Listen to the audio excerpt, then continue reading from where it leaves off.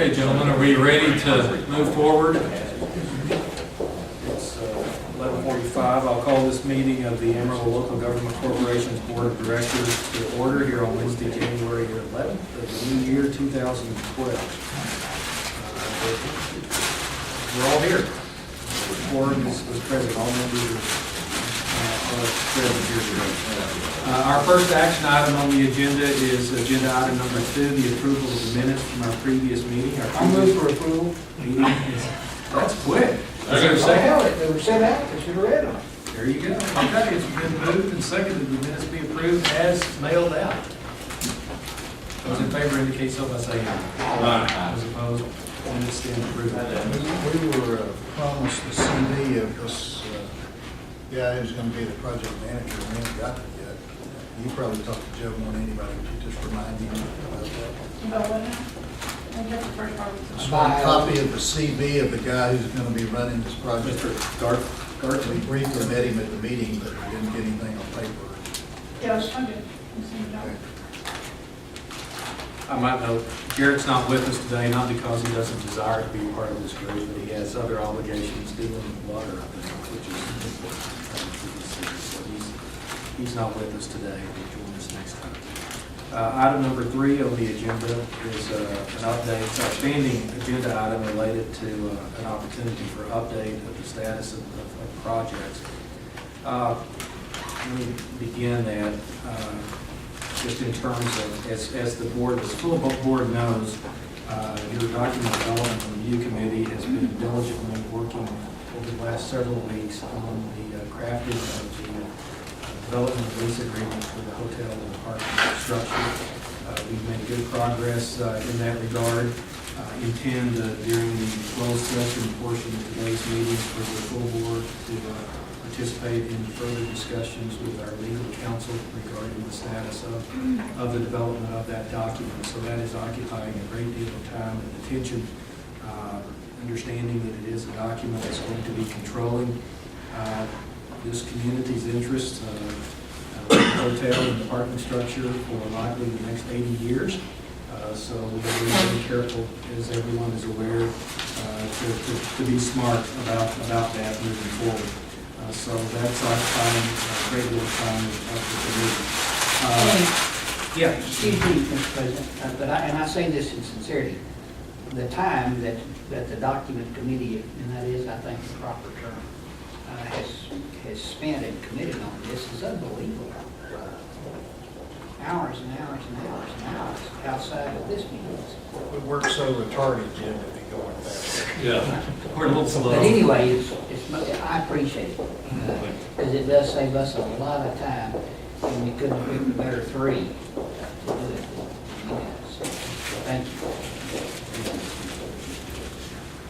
Just in terms of other, I mean, there are a lot of things going on in downtown Amarillo beyond just the hotel and the parking structure, and we're focused on that as a board, but there are other things. Melissa, you want to kind of brief us on some, particularly the activities of DAI very briefly, so that we all continue to be in the loop with what our sister organizations and parties are doing? Sure. One of the things that we're doing is, as we continue to move forward and develop these plans and others for downtown, several more planning projects. We have a study ongoing with Jacobs, who did the initial land use study, a parking study, and housing study for us. They're doing 3 additional studies, which DAI and the tiers are funding. One is a circulation study. It's a comprehensive study to look at all modes of transportation and how to have the best balance, making sure that everybody, regardless of their mode of transportation, has safe and efficient transportation throughout downtown, and specifically and especially related to this project and the changes that this project will bring. How do you manage traffic, for example, when you have several events going on, and how's the best way to get people in and out and so forth. That's the circulation study. Secondly, they're doing a wayfinding design And this is, we didn't have enough funds to do the complete content analysis, which means looking at where signs should go and what each one should say. But they're doing comprehensive design.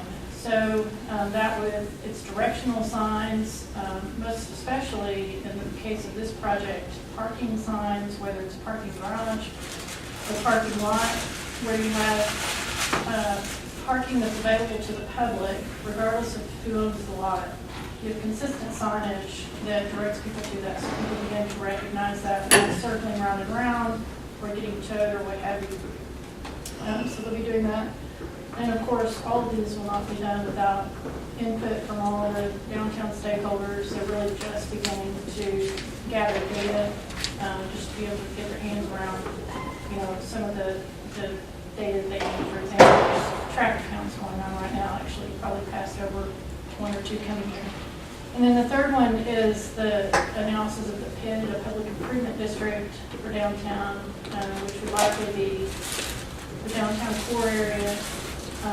Exactly what that boundary ends up being, we don't know yet. We'll know for some time. It's going to take a lot of analysis, fiscal analysis in terms of what those rates could or should be, how to assess those rates, and what the cost would be for the services.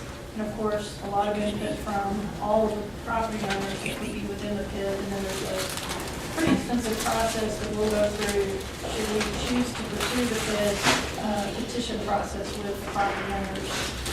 If they sign off, yes, I want this kind of thing. So those 3 studies are just getting underway. And I think will help us further. It's really important that we build the buildings and bring the businesses, but it's just as important that we make sure that downtown is safe and comfortable and convenient. We are competing with the suburbs, when you talk about retail development or restaurants, so we have to make sure that downtown is easy to get around, easy to park, and comfortable and safe and all those things. So these things kind of help us look at those things, make sure downtown is a place people want to come. And some new banners.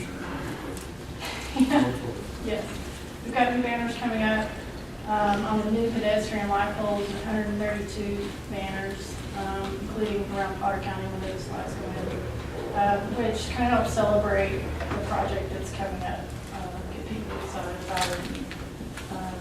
So those will be about 3 weeks coming up. They're being fabricated right now. That's all in cooperation with Center City. Actually, I guess that's Center Center City's project, but we work with them, so particularly with this project, if we can do something to kind of. We're funding with them. Yeah. Pretty much. Where was the basement under the sidewalk that showed up? 6th and Fillmore. Just the whole block? South. It's the north side of those buildings that was caving in. And so now it's being filled in, which is great because you can put in the streetscape as well. There's no longer going to be a basement. Was that like a surprise? Nobody knew it was there? It was kind of cool. The city crew went to that corner of the jackhammers, just like a routine project order to build a handicap ramp at that intersection. And the jackhammer and the stuff began to disappear into a black hole. It got back. Investigations revealed the unknown basement connected to city sidewalk. Jimmy Hoffa wasn't there. Oh, maybe some old publishers from the Globe News, that house the Globe News. Yeah. I think there was a long debate which was finally figured out as to who was responsible for the basement under the public right of way. And that was finally worked out and, can move forward on reconstruction. The historical record became blurry back in the late 1800s. We traced building plans as far as we could, textile right of way along there, and which came first. And, it became unclear. And so we reached a compromise with the current owner. They gave us permission to enter their building and do engineering structural work in their basement, and basically seal off that part of the basement in return for some insurance agreements. We'll put it in, they'll maintain their side of it, and their successors will maintain their side of the wall. I guess at one point Route 66 actually passed that portion of 6th Street. Yeah, there's also other projects going on, as you said, besides these, the Methodist Church and the renovation and new construction going on there, and the 2 blocks of walkway improvements there, and the Emerald College walkway improvements across the street, which I think is going to be just such an eye-opener when you, I live down there, so a lot of people go up from 15th into downtown on Cold Street, and it's kind of, in some ways, a gateway to downtown. It's just going to make a huge difference, and Vineyard Manor is going to have the streetscape there. It's another Tiers project as well. So it's just going to make a huge difference, again, to see how this is starting to piece together and make a really difference, not only aesthetically, but functionally, because there are people who walk down that way, and it's very difficult right now. And I don't mean from the construction, but sidewalks between those. Yeah, the college began doing work, I guess it was last week, in terms of that block there between 14th and 15th and Hope and Tyler, and began by tearing out what I remember as the old tennis courts in Amarillo High School that were still on the surface there, plus that parking lot. And it's going to look really nice when they finish. It'll be finished similar to the parking lots around the Washington Street campus Well, in terms of the masonry walls and the turf and the trees and the pedestrian lighting, and really make that lot look nice. It's heavy traffic because the senior citizens, Polk Street Methodist, First Baptist, and kind of a little bit lesser extent, First Pres. And the size of the business, generally the business. And heavy, actually pedestrian. We've been working with the city and the church and Emerald College to help make that safer because there's a lot of people crossing the block. And how do we sort of tie those 2 projects together and make it safe?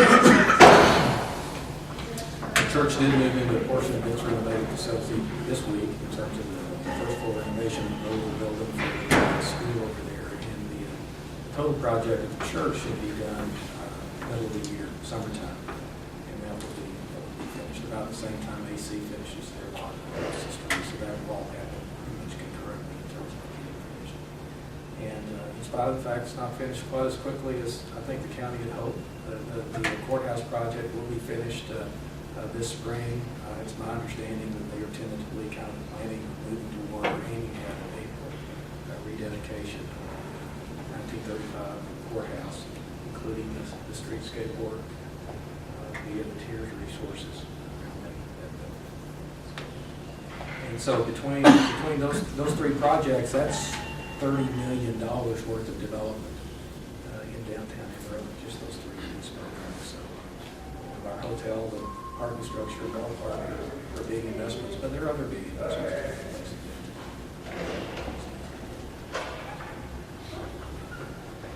All right. Anything else, Melissa or Les or Richard or Tiers Chair or DOI Chair in terms of the greater good for downtown?